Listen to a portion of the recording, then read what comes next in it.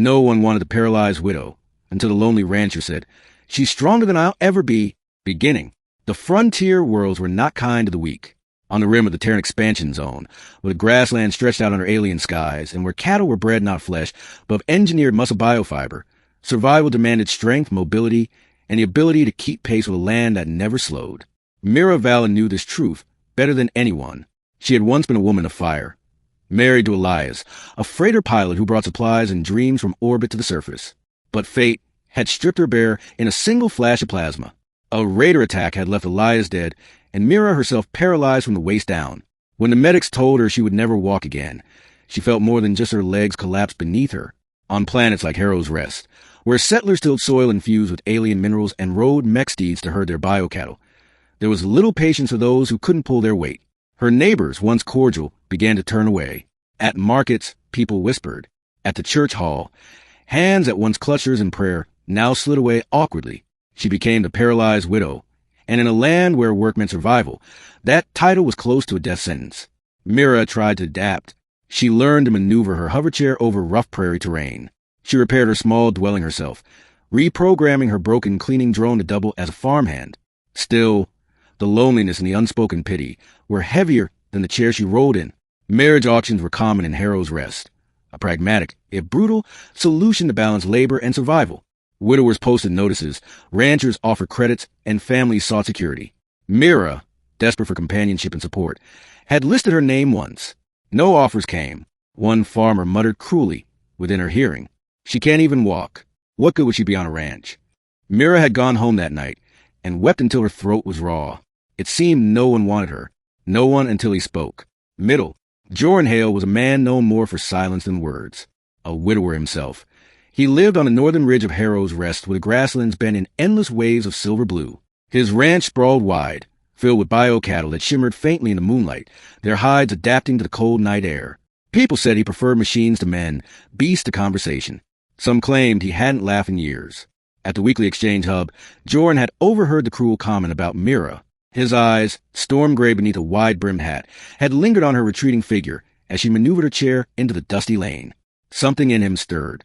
The following market day, whispers spread to the crowd when Joran approached the trade board. His voice, low and deliberate, carried enough for all to hear. "She's stronger than I'll ever be," he said, pinning his name to Myra's listing. The words cut the air like a plasma torch. Mira froze, stunned, as the crowd fell silent. Joran's expression gave nothing away. No pity, no mockery, just a steady, grounding certainty. For the first time in years, Myra's heart clenched not with sorrow, but with something like hope.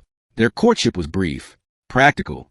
Joran came to her homestead, fixed her broken generator without being asked, and left without demanding thanks. When she invited him in for tea, he accepted, though his words were sparse. She thought him brooding at first, until she noticed the way his gaze softened when he watched her hands skillfully repair a circuit panel. "You don't see me as broken?" she asked one evening, voice trembling. His reply was simple. "You've held on when others would have given up. That's strength. My ranch needs that kind."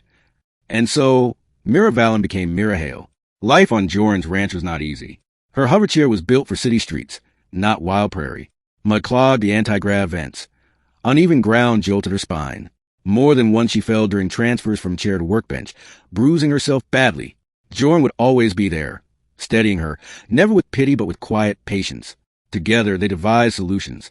Joran welded stabilizers onto her hoverchair, turning it into an all-terrain crawler. Mira reprogrammed his idle ranch drones into assistants that could fetch, lift, and herd. She became the brains of their operations, mapping grazing routes, balancing feed supplies, and even repairing the biotag implants in cattle. The locals, however, continued to sneer. Lonely Joran settled for a cripple, some said. She'll slow his ranch to ruin. But then came the storm. Harrow's Rest was infamous for ion tempests, vast electric storms that rolled across the plains, frying unshielded tech and driving bio-cattle into panic stampedes. The night one descended upon the Hale Ranch, Joran was out repairing the east fence. Mira, alone in the ranch house, saw the storms advance on the monitors. Lightning like violet claws shredded the sky. The bio-cattle, sensitive to charge in the air, began to bolt. If the herd scattered, their livelihood would be gone. Mira didn't hesitate. She strapped herself into her modified hoverchair, activated the drone network, and rolled out into the storm. Wind whipped her hair. Static prickled her skin. With a trembling hand, she rerouted the drone's protocols, creating a living barrier of machines that herded the cattle back toward safety. She shouted commands into the comms, her voice firm even as fear gnawed at her. A strike hit nearby, toppling her chair onto its side. Pain seared through her body. But Mira, teeth gritted, pulled herself upright, manually overriding the system. By the time Joran returned, soaked and breathless, he found Mira at the center of the storm, holding the herd together with drones circling like guardian hawks. "You'll kill yourself," he roared over the comm. "Better than watching everything we built burn." She snapped back. When at last the storm passed, every head of cattle was safe within the pens. Mira, exhausted and bruised, collapsed into Joran's arms. That night, Joran held her hand, as though it were the most precious thing in the galaxy. "I said you were stronger than me," he murmured. Now the whole damn planet knows it. Word of what Mira had done spread quickly. No longer was she the paralyzed widow. She was a woman who had defied a tempest. But Harrow's rest wasn't done testing them. The crisis. Months later, raiders returned, off-world scavengers seeking to plunder bio-cattle for black market labs. They struck under twin moons, their hoverbikes kicking up dust as they cut through ranch fences with plasma saws. Joran rallied his workers, but they were outnumbered. The raiders advanced on the ranch house, where Mira monitored security feeds. She saw the inevitability of their loss unless she acted. She remembered Elias dying at raider hands. She remembered the pitying whispers that followed. And she remembered Joran's words. "She's stronger than I'll ever be." Strength wasn't in walking. Strength was in refusing to surrender. Mira initiated a plan she had designed quietly over months, her contingency in case raiders ever came. The drone she had modified word to life. Not as ranch hands, but as a defensive fleet. Floodlights blinded the raiders. Sonic pulses scattered their hoverbikes, and stun turrets unfolded from disguised barn panels. Coordinating from her chair, Mira became commander of the ranch's defense. She directed cattle stampedes to cut off escape routes, drones to disable engines, and power surges to knock weapons from hands.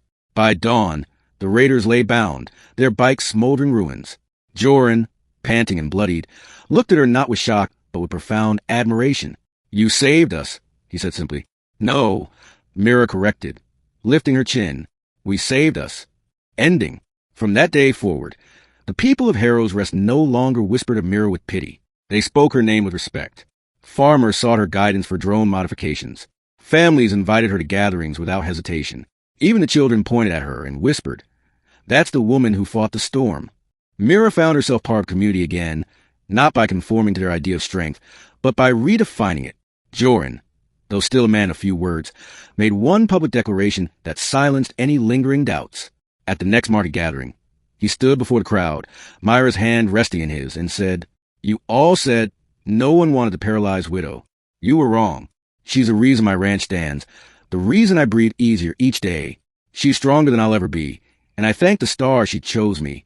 Myra's eyes filled, not with sorrow this time, but with a fierce, radiant pride. She had lost much, but she had found something greater. A partner who saw her not as broken, but as whole. Together, they returned to ranch, where silver blue grass swayed under alien skies. And for the first time since Elias's death, Mira felt not like a widow, not like a burden, but like a pioneer again, carving out a life on the edge of the galaxy. Because strength was not in walking. Strength was in refusing to yield.